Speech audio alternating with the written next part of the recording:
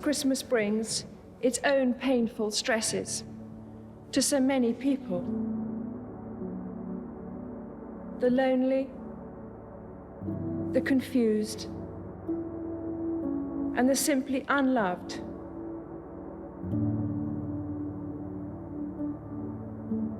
That fateful Christmas, 1991, everything would change.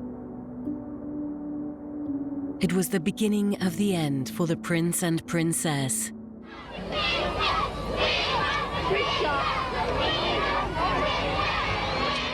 I haven't yet worked out a method of splitting my wife in half. She can do both sides. From a shy young girl to a beautiful young woman, Diana blossomed and stole the spotlight from Charles. She carried out her duties with elegance and style, just like other members of the royal family. But there was a difference. She wasn't stuffy, responding to people naturally, and the people took her to their hearts.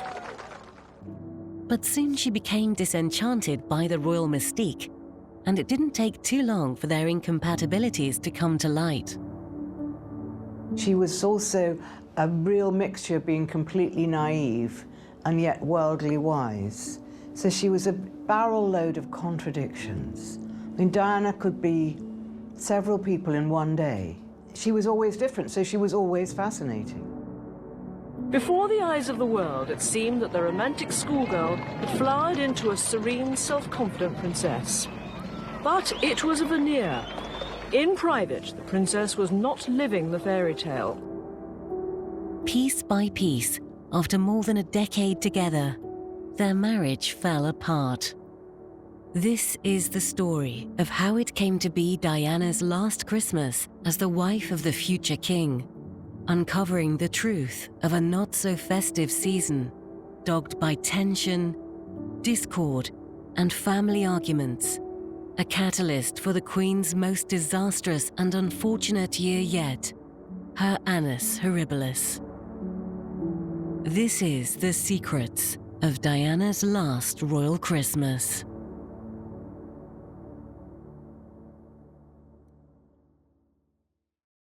Here is the stuff of which fairy tales are made. The prince and princess on their wedding day.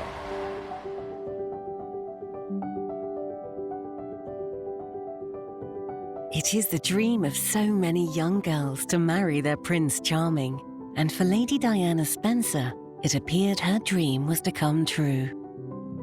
She married her prince and became the world's most famous and loved princess.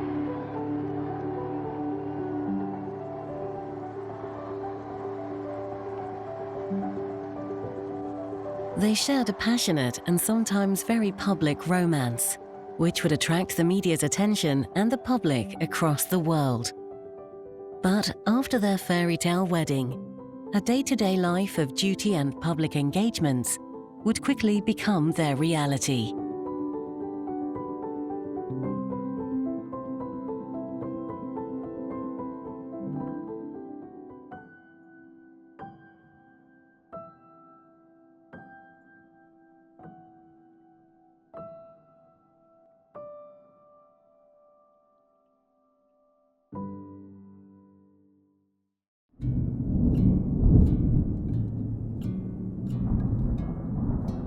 December 1991, that fateful time of year, the family joins together to celebrate. Each year, they keep to the great royal traditions, following a strict schedule of events. Diana must walk into the lion's den and be the mother her children need. But all is not well in the Windsor household. A storm which would change the course of history is on its way.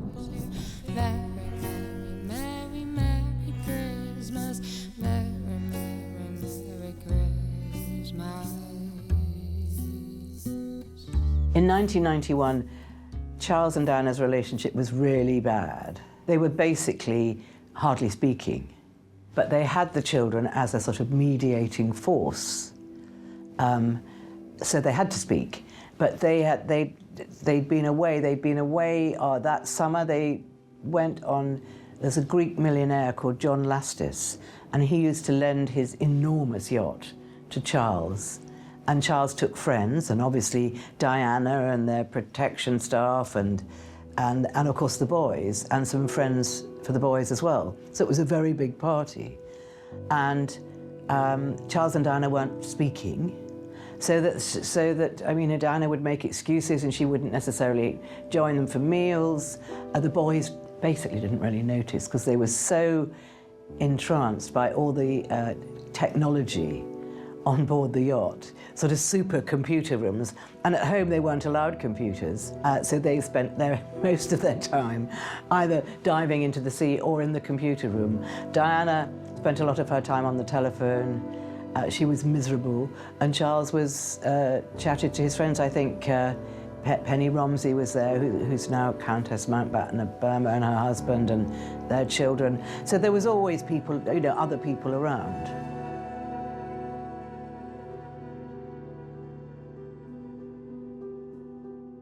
Their marriage was falling apart, and Diana had begun secretly cooperating on the Andrew Morton book that would be released the following year, blowing the lid off her husband's decades-long affair with Camilla Parker Bowles and revealing to the world her own unhappiness and infidelities. It must have been an extraordinarily stressful time, keeping secret that the book would be unleashed on the world in 1992, signaling the end of her marriage. Traditions of royal Christmas were sort of set in place by Queen Alexandra, who was Danish. Christmas is always celebrated on Christmas Eve. And so they started to celebrate Christmas starting on Christmas Eve. So the present giving was always on Christmas Eve, and then the sort of religious and the celebrating was on Christmas Day. So that's how royal Christmases have always been. Round about Christmas time, Diana took the boys to her father and her stepmother, Rain Spencer, and her father, Earl Spencer. And they went there for a few days, and the boys just went crazy, going down the stairs on a sort of, you know, a tray. William, I mean, they were very, very naughty. Queen couldn't deal with it at all, but Spencer, you know, just, oh, that's boys.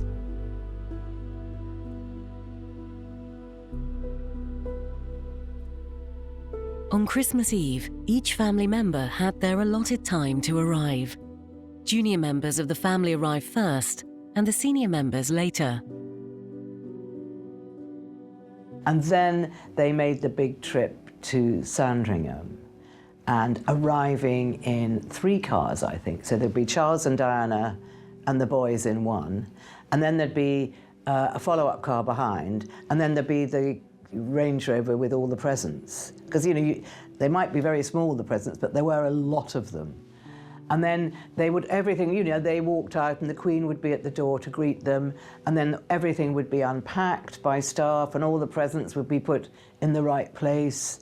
And then they would go into tea. And, you know, they'd have a big tea, and then the present opening ceremony would begin. So there wasn't, the fact that Charles and Diana weren't really speaking didn't really matter because so much else was going on. So everybody would arrive at whatever destination. Now, Royal Christmases started at Windsor, and that was all the royal family used to come there. They'd each be given their own sort of area. And then, of course, the Christmases moved back to Sandringham, and it was much, much smaller. But Diana's first Christmas at Windsor, she hated it.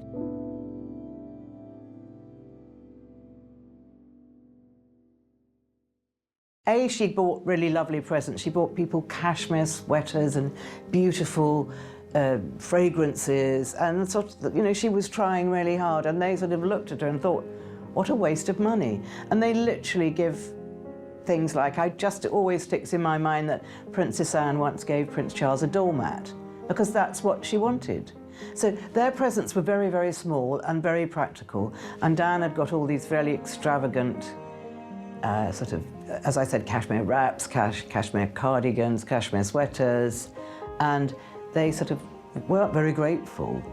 And they have a lot of in-jokes, and a lot of the jokes are quite sort of childlike, and Diana couldn't get her head around that. Following tradition, afternoon tea would be served at 5 p.m. in the drawing room. after which the Windsors honour their German heritage by opening presents on Christmas Eve. The present giving is on Christmas Eve, and all the presents are put on trestle tables with a huge Christmas tree, and the little kids' presents are under the tree, and the grown-ups' presents are on trestle tables covered in linen cloths, and they're done in order of precedence. So if you start off with the Queen, and then you go right, and then Prince Charles, and you go down, and it's got sort of labels, and then everybody leaves their presents out, so people can look at them. I mean, it's quite bizarre for us, really. They generally buy each other inexpensive and amusing gifts, often creating hilarity and laughter on what may otherwise be quite a stuffy occasion. But it worked for them. And then they would go upstairs and change for supper and have a beautiful Christmas Eve supper. Every year, they all attend a black tie dinner on Christmas Eve, and after the inevitable drinks, they settle down for a hearty seasonal meal. That Christmas Eve of 1991 was not a harmonious and laughter-filled occasion, as the atmosphere between Diana and Charles could not have been more frosty. They barely spoke unless they really had to, and humour was not in abundance, except when Diana focused her attention on her beloved sons, William and Harry. They were quick to snap at one another and avoided interacting as much as possible. As is usual on these formal occasions, once the meal is complete, the men are offered liqueurs and the women retire to another room for their own discourse, which must have been a relief for Diana. It is said that nobody goes to bed until the Queen has retired for the evening, and she often stays up until after midnight at Christmas.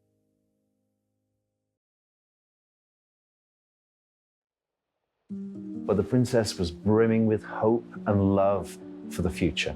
She fell in love with her prince, and there they were, a golden couple. Charles and Diana had not spent a great deal of time getting to know each other before he proposed. They knew very little about each other's likes and dislikes, and their 12-year age difference would sometimes cause problems. The youthful Diana wanted excitement and dancing, whereas the future king's inclination was to more serious and philosophical pursuits. But to the outside world, their marriage seemed to be one of harmony and bliss.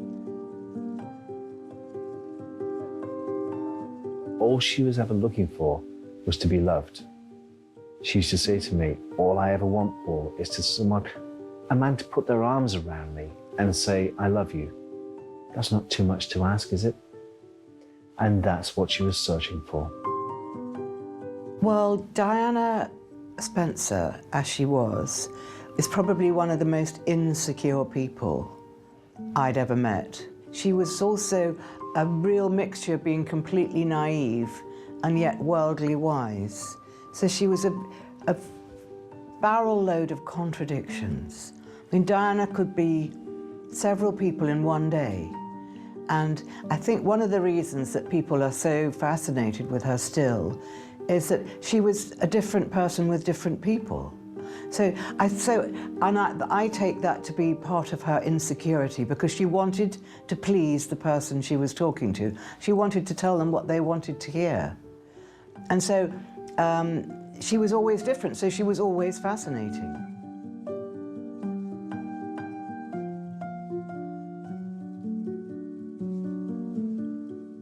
Very old-fashioned, very respectful, charming man. He likes women.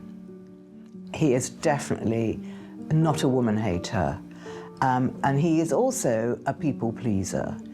But he has got a very short temper, and he's if he loses his temper, he's then incredibly sorry and full of apologies. So he's basically a very kind and thoughtful and very sensitive person, but because of who he is and the life that he's led, he is used to getting his own way, and he's used to getting his own way quickly.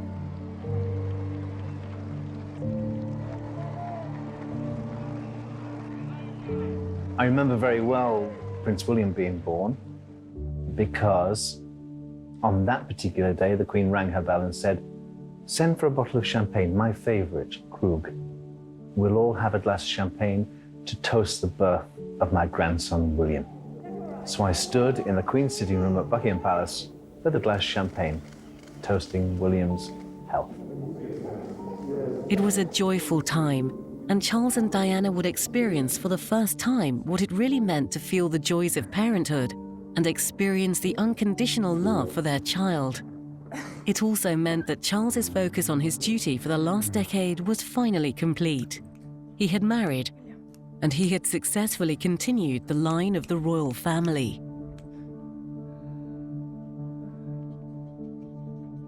Well, I think after they got married and they went on their honeymoon, I think even then things were starting to unravel a bit, because I don't think it matched what Diana had expected. She had this vision of being like a fairy princess and being carried away into the sunset. But the minute she was married, her husband was off working. I mean, it was, you know, he's always been a very hard worker, and he was devoted to his duty. And on the honeymoon, she was so in love, but he spent a lot of time reading books, which she didn't really quite understand. And I think on the honeymoon, it was when her bulimia, which she was already having a problem with, really took hold. And she just, you know, she was on this enormous yacht, Britannia, surrounded by like 200 crew, and yet she was on her own, and she didn't know how to deal with it. She was too young and too naive, and Charles was on the upper deck reading and sunbathing, and she was lonely. During this time, of course, Diana was visiting Balmoral and Sandringham and all the royal residences, and actually got to know me very well. I remember her showing me the honeymoon pictures. I remember her telling me that she was carrying another baby, which was Harry. She was at Balmoral wearing a very beautiful tartan evening dress for the Gillies ball, and she pushed me into the dining room. "Put your hand on my tummy," she said. I said, "No, I can't do that. You're a royal princess." She took my hand and placed it on her tummy. "Can you feel that?" she said. And a little kick. She says, "It's a boy." "You shouldn't have told me that. That is a state secret. Now, if it gets out, you'll blame me." She says, "But I'm trusting you with that secret." It was the first time she'd actually trusted me. Before the service, the immediate family were alone in the castle, with just time enough for the Prince of Wales to explain the history of those celebrated robes. How old this is? Granny was christened in this. Great-granny. Great-granny. And I was. Look, I was christened in this. Looks remarkably well, despite it.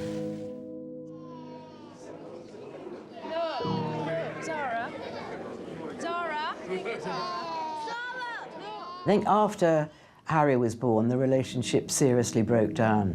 It just hadn't worked out like both of them expected. And even before the wedding, Diana had serious doubts, and so did Charles. But it was too late, and her sisters famously said, "But Dutch," which was her nickname, "your face is on the tea towels." And it's a great line. I know it's been used a lot, but it does sum it all up. It's too late. And Charles's friends, his close friends, warned him, "This is not going to work, Charles. She's too young, she's too naive, and you know, you're an imaginary prince. She doesn't know you at all." So it had very little chance. And then if you add that mix to the huge and unprecedented interest in the couple, well, especially in Diana, you know, you can see it reach boiling point.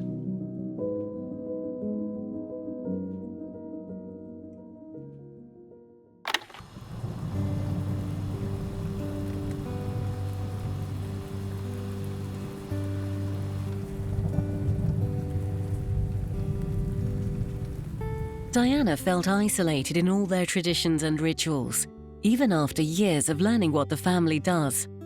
She felt claustrophobic and trapped in their royal routine. Every year on Christmas Day, the Queen and all her family gather for a church service at St. Mary Magdalene on the Sandringham estate. Well-wishers come and watch as the royal family enter the church. After the service, the royals stop and talk to the waiting crowds and wish them a Merry Christmas.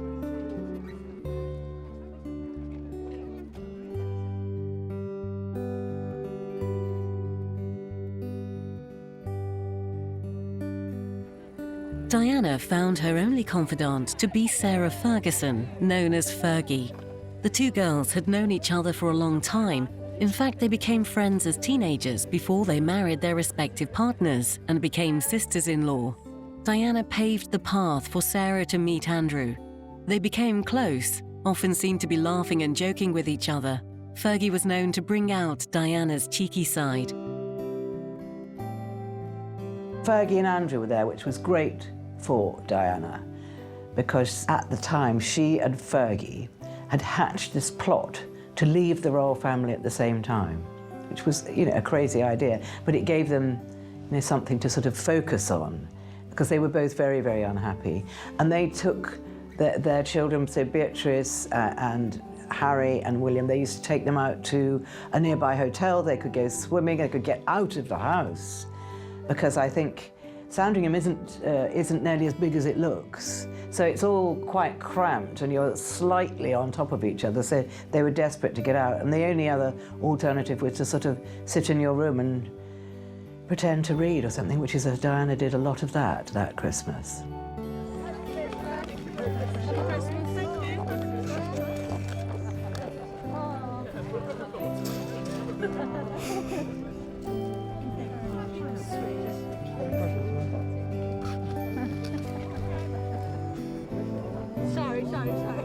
Oh, the atmosphere, well, apparently you could have cut it with a knife, that old cliche. It was really bad, and everyone was trying to sort of make sure that Charles and Diana weren't left alone together, because they could, when a couple is not speaking, it pervades the atmosphere for everybody else. I really don't think the boys picked up on it, because they were so excited, so excitable. They both had new bikes for Christmas, and they spent a lot of time just zooming around the Sandringham estate on their bicycles. And they had, a nanny there. They would have had their protection officers there. So there was really no reason, and I sincerely don't believe they did pick up on it. A lot of people think that they were subjected to a lot of the marital rows between their parents, but when you're quite young, it's not nearly so noticeable. I mean, William did notice it later, but that particular Christmas, no, they didn't notice it. As far as my research has taken me, they were really happy and having a good time.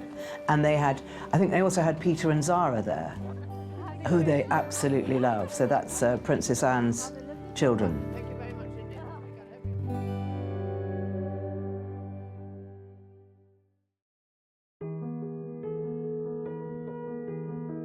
The sheer abundance of food and drink for their family Christmas requires a large team to prepare and organize. It is truly an amazing sight to behold, a real royal feast. Lunch is a traditional Christmas lunch, complete with Norfolk turkey and all the trimmings. The Queen follows the tradition from her father, King George VI, and grandfather, George V, giving a Christmas pudding to each of her staff. The family is fond of a Christmas cracker, and even the Queen wears her paper crown, and they take turns reading the silly jokes. Like most fortunate families, the royals tuck into their Christmas meal, having worked up quite an appetite. Although it is said this was a most difficult time for the young Princess Diana, having had her battles with eating disorders, later made very public by the media.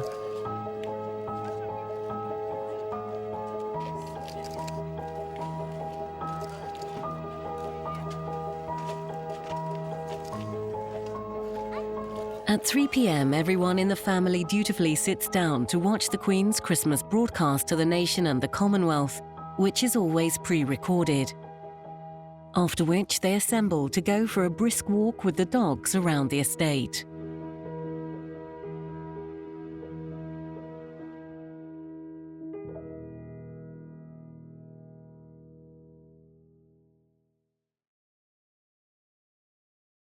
Now the royal marriage was falling apart, and I was Diana's man, placed strategically at Highgrove, placed there to keep the house in order, but also to be there for Diana, to be there as a rock, she later called me. I've come to the conclusion that really it would have been far easier to have had 2 wives.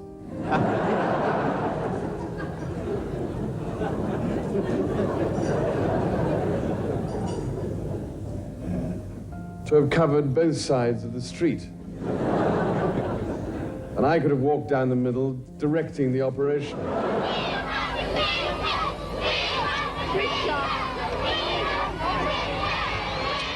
I haven't yet worked out a method of splitting my wife in half. She can do both sides.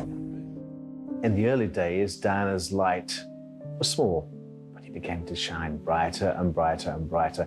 And it was a sort of a Star is Born situation. Prince Charles would say to her, "Well, I married you, I made you a princess. You weren't born royal. I'm the royal." So it would peeve him when on royal visits, people would be shouting on one side of the street, "We want Diana, we want Diana." And I think in some interviews, he actually did say, "I wish I could split my wife in half to do both sides of the street because they don't actually want me." This is a man who's been born to be king. This is a man who has been treated from the very beginning as a god. Suddenly being eclipsed by this woman, he wasn't very happy. Well, Charles was so used to having all the attention on him, which it had been since he was born, he didn't like the idea that they walked down a street, say, when they were doing a royal engagement, and the crowd were calling, "Diana, Diana." So he felt surplus and didn't really know what to do with himself, and made lots of sort of rather pathetic remarks like, "There should be 2 of me, and if I cut myself in half." I mean, he didn't know what to do or say, and yes, it was a form of jealousy, yes, it was. The Princess of Wales was a new kind of royal. She carried out her duties with elegance and style, just like other members of the royal family. But there was a difference. She wasn't stuffy, responding to people naturally, and the people took her to their hearts. The rest of the royal family and the royal household, they treated Diana as if she was just another girl. In fact, they didn't give her much consideration at all. I did notice that one day, going through the drawing room, the old Queen Mother, she passed the magazine table and Diana's face was on the front of Hello Magazine or something. And as she walked past the table, she flipped the magazine over onto its backside and carried on walking. That to me said, she's not really accepted. They don't like it. She's beginning to outshine even the senior members of the royal family. This is dangerous territory. It appeared that she didn't take long to learn. The endless handshakes during hundreds of walkabouts proved no problem to her. She always looked pleased to meet anyone, and the crowds were delighted to meet her. The princess was eager to move to the dance floor, to the applause of the 700 guests. To the strains of Isn't She Lovely, the pair went into a royal shuffle. They soon loosened up to a kind of rock and roll, which proved to be an enormous crowd pleaser.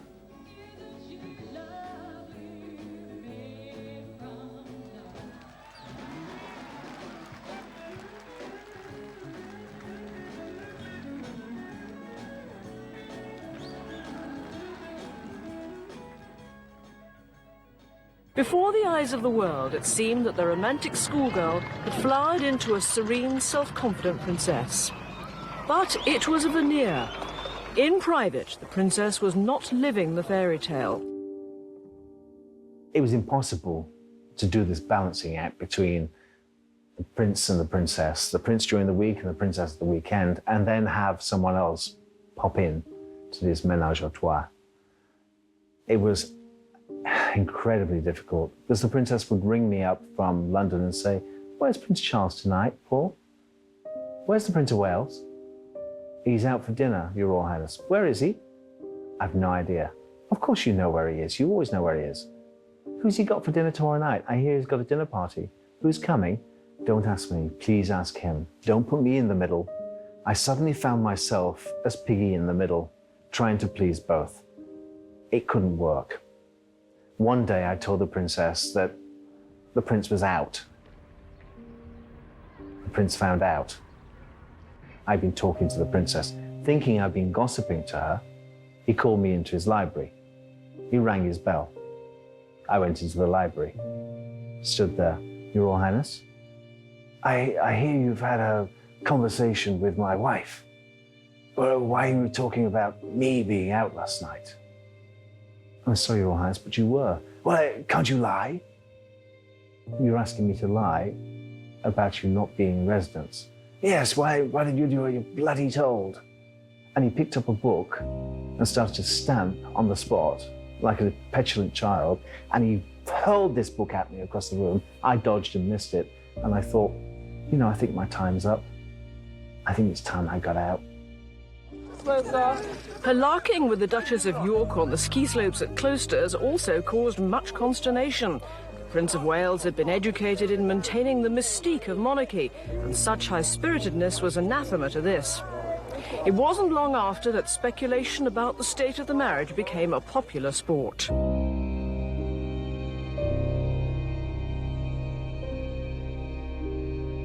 At that time, everybody was saying, good luck, and I hope everything goes well, and how lucky you are to be engaged to such a lovely lady. And my goodness, I was lucky enough to marry her. And we had many messages.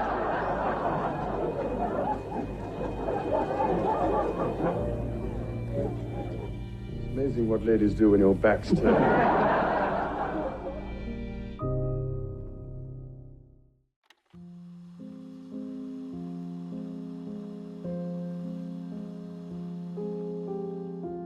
Tensions were running high. The Christmas celebrations with the Windsor family were drawing to a close, and Diana was struggling to keep a brave face. It's not just the Christmas and Christmas Day. It was a good stretch of 5 or 6 or 7 days. I think it might have even been 10 days. So it would go from Christmas and all the shooting, because Sandringham is a shooting estate. So as soon as Boxing Day came, there'd be a huge shoot, and then there'd be another shoot a few days later. Generations of the royal family have had a passion for hunting. And for many years, it has been a great royal tradition for the family to have a Boxing Day shoot at Sandringham, followed by luncheon out on the estate.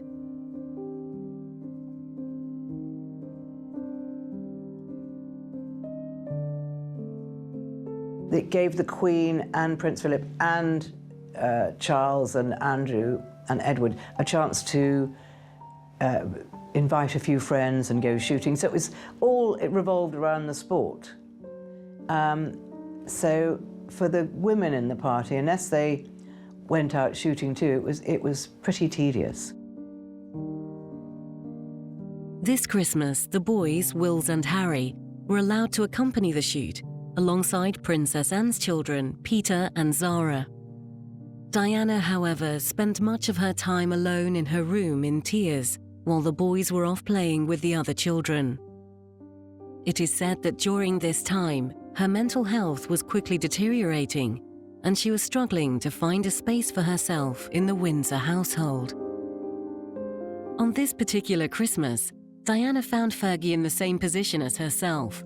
They were both very unhappy in their marriages and spent much time in their rooms together, talking about how they might find a way out of the royal family. Diana and Fergie were very close. There was a little bit of jealousy on Diana's part, because she felt that Fergie breezed into the royal family and everyone loved her, and they looked at her, Diana, and thought she was dull, and that Fergie was this load of fun and noisy and lovable, and well, which she was. But Fergie was very unhappy too. Diana and Fergie had this great relationship, and they used to do crazy things together. They got out the Queen Mother's Bentley from the garage, put on a chauffeur's hat, and sort of did wheelies all round the drive with the car. No one found out. So they used to do these crazy things, and I think it just lightened the atmosphere for them. The Queen stays at Sandringham until after the 6th of February, the anniversary of her father's death, and she keeps up all the festive decorations until her departure. Diana, however, was keen to get away as quickly as possible, back to the relative normality of life and away from the watching eyes of the royals. But she dutifully stayed until the 10th of January and then headed off to Highgrove with Charles, although further conflict was quickly in evidence over the boys being allowed to watch TV during the day. Charles and Diana's life together was one argument after another. It was tense and uncomfortable. They swiftly went back to barely communicating. In 1986, in a letter to an unidentified correspondent, Charles wrote, "How awful incompatibility is, and how dreadfully destructive it can be for the players in this extraordinary drama. It has all the ingredients of a Greek tragedy. I never thought it would end up like this." The magical royal marriage was falling apart.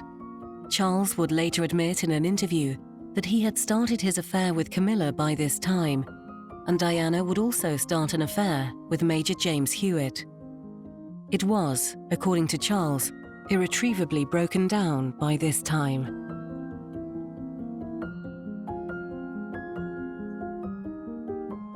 Her family weren't there for her to support her. There were no support mechanism for Diana through her bulimia, through the mental torture. I wasn't trained as a psychiatrist. I was only trained to be a friend. I was only there to be a shoulder to lean on, a shoulder to cry on, to pass the tissue box. I was just there. She was never alone because I was there. She was lonely, but never alone. It was difficult for me to tread the path between Prince Charles and Princess Diana. Now, Diana arrived every weekend with the boys on Friday afternoon and left every Sunday. But someone else occupied that space in between. And I learned to serve two royal mistresses. One, Princess of Wales, and the other, Mrs. Parker Bowles. This was still a secret. I was keeping this secret from both the prince and the princess, until, of course, it became intolerable.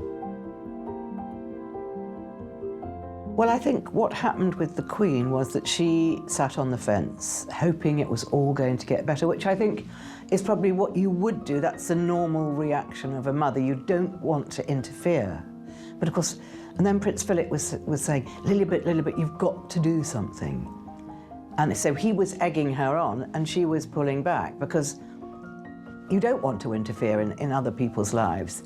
But eventually, Diana used to come to the Queen and the Queen's page of the presence and say, "I've got to see Her Majesty," and the page would say, "Well, I'm really sorry, Your Royal Highness, but she's busy. She's with the Prime Minister or she's with whoever she was with." And Diana would wait until whoever it was left, and then she'd run in, which was absolutely unprecedented. And there was the Queen. She'd just been having a meeting with some government minister or someone really senior in another world, not in the royal world. And she was probably thinking about it. And then Diana pops through the door crying and saying, Mum, everybody hates me, you've got to help me, hysterical. And nothing in the Queen's life had ever prepared her for that kind of confrontation. Imagine if you were brought up in this very, very strict world when everybody is also very respectful and there's very little emotion going on. And so the Queen had never, ever had to deal with this. And the royal family really don't have to deal with anything they don't want to deal with emotionally because they've got people around them to say, sorry, can't put you through, sorry, they're busy, you're protected. So the Queen used to find this really difficult. And then I think Prince Philip obviously said to her, look, Lilibet, I'll see what I can do. So he started to write letters to Diana because at least he knew she'd listen and she'd read them. And they were very, very nice letters. And she used to show them to her girlfriends, or sometimes to Paul Burrell, her butler. And she is looking at these letters, and Prince Philip starts off very, very gently. Then he sort of starts making a few pointers to her. Now, being in the royal family is not about you. Diana. It's about all of us together. It's not a popularity contest. So he got a little bit stricter. And then Diana just got fed up with it. He really, really tried very, very hard. And she was grateful to him. And she was very grateful, and she said, "Thank you for trying." And then he would say, "Well, I'm not a marriage counsellor, but I'm trying to help you. I was a stranger in this family too. It's not easy." So it was very good for a bit. It's remarkable what a good night's sleep can do, though the princess still looked very pale. However she felt, she had to work hard again, hedged about by crowds, arms reaching out, demanding and expecting a handshake. She visited a children's hospital, then faced touring 3 more pavilions of Expo before the long flight to Japan and another tour. Yesterday, when she reached the California pavilion of Expo, the princess had already trudged through 4 other pavilions. It was hot, tiring work, and the crowds were forever pressing in, trying for a closer view. Lost for the moment in these crowds in the stuffy pavilion, she stumbled and briefly fainted. Her doctor, Surgeon Commander Ian Jenkins, with the beard, helped her away. In slow motion, you can see she was in some distress. The prince, attempting to look unconcerned, followed behind. She was taken to a washroom where she recovered. The couple had spent a month apart when they reunited to visit Welsh flood victims. But after a few hours together, Prince Charles went straight back to Scotland. The rumours about their marriage were now presented as fact.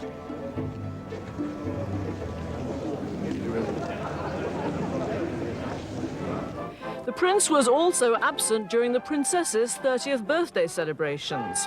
The press were now calling the marriage a cause for concern.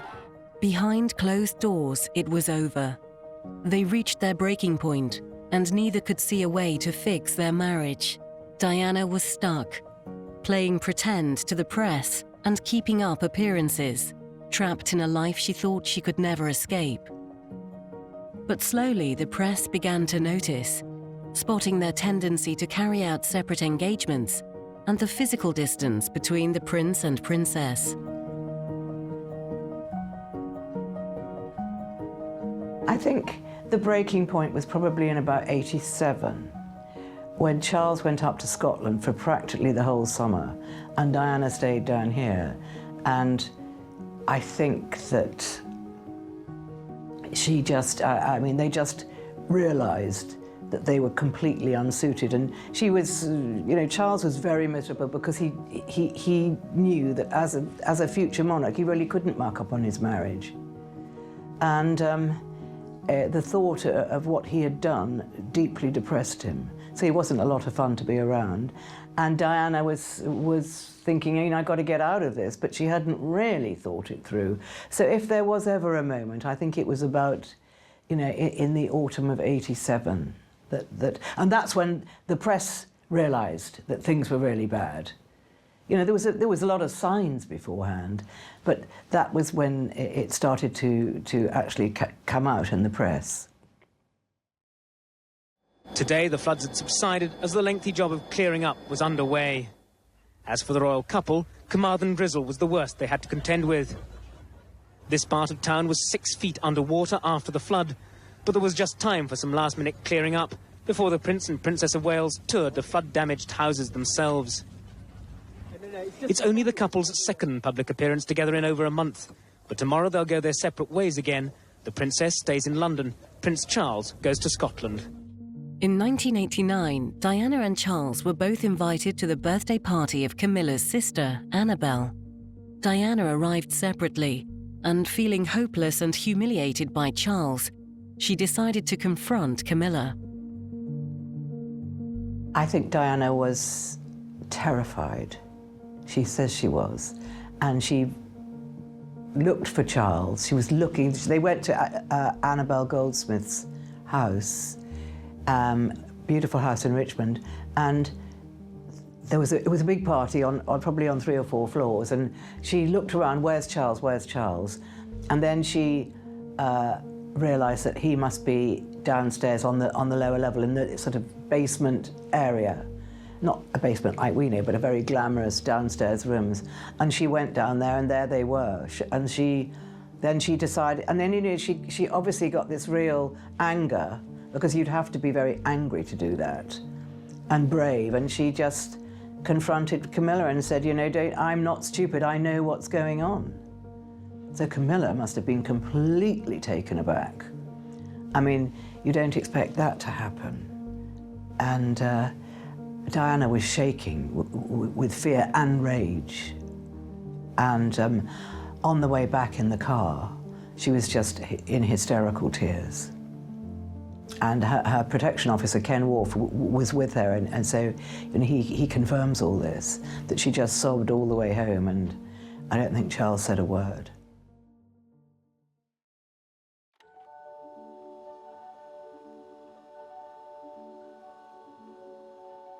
"1991 was the last Christmas Charles and Diana were together in the eyes of the public, though she would still return to Sandringham to spend time with her boys in the following years. As they welcomed in the new year 1992, the family was hopeful for a more pleasant year. But as it turned out, it would be the Queen's annus horribilis.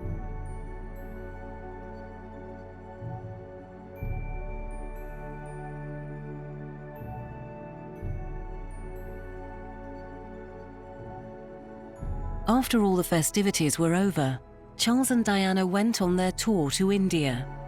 Diana was, by this time, she was an absolute wizard at the photo opportunity and making herself either, you know, she could look anything.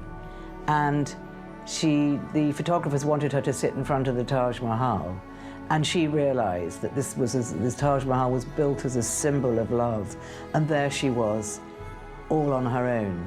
And she posed beautifully with her legs folded, and she looked very wistful, and she'd never looked more lonely. She was there in front of the symbol of love all on her own, so it sent out a message to the world, I am all on my own.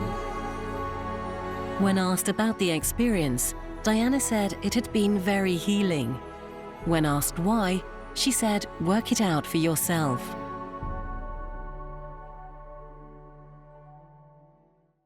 In Jaipur, Diana and Charles didn't want to kiss each other.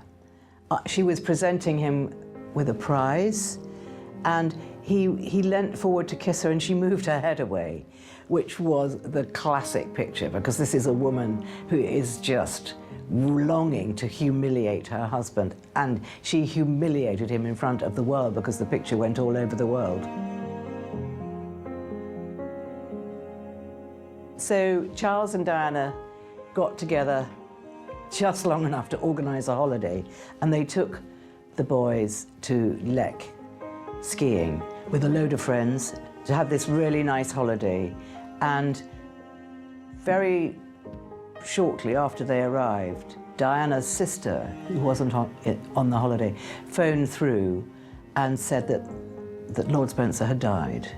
He'd been ill for some time, and she burst into tears and said, I've got to go home immediately. And she said, I'm not going with Charles.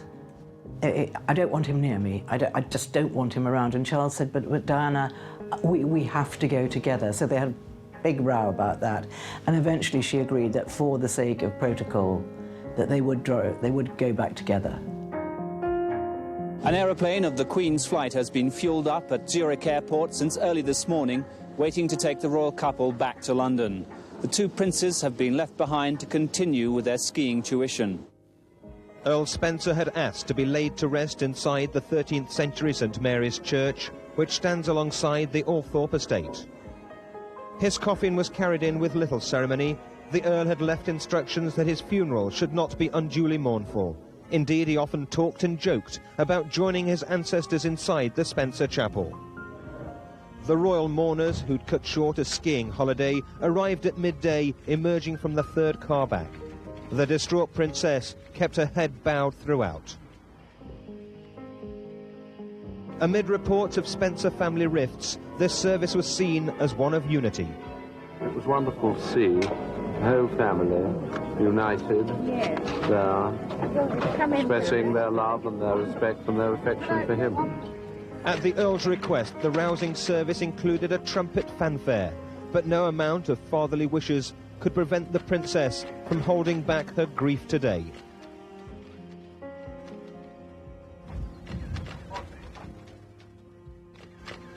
Earl Spencer had said he wanted no flowers, instead donations to the National Association of Boys' Clubs, of which he was chairman. Yet still they came with very special tributes, none more so than the bouquet from a very loving and heartbroken daughter. Well, I think the death of her father was very, very sad for her because she felt he was the only person that really understood her situation outside of her immediate friends. And he'd always been there for her. He was so wise. She'd say, oh, Daddy was so wise. And she could, although he wasn't a well man, she could talk to him. And I think it was just the shock of him not being there anymore. But it did bring her closer to her stepmother, Rain, but she was very, very sad about it, and quite understandably so. And in a way, I think it pushed her even further from Charles, because she felt he didn't understand.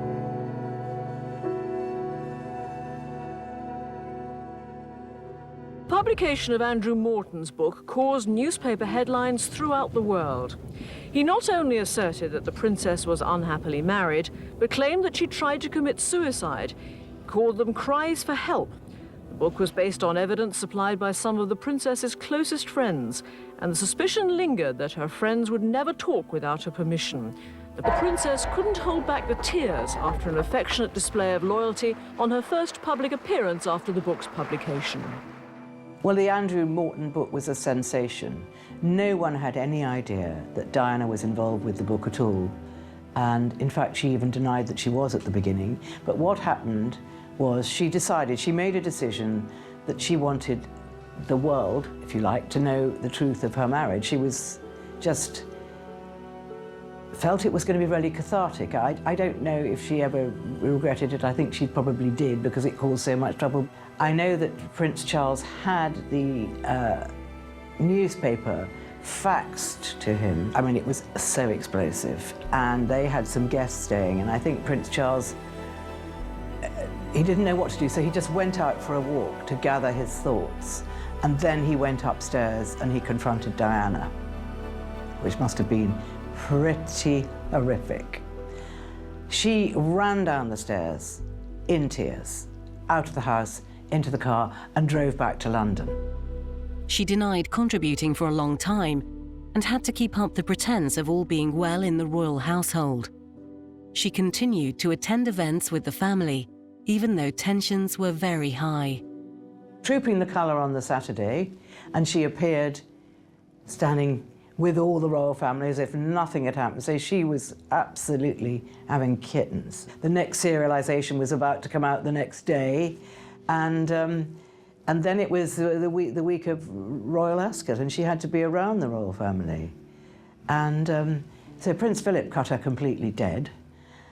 Obviously the Queen still spoke to her, but it was very, very awkward. I remember that year, I think I was doing a story on the Royal Mews.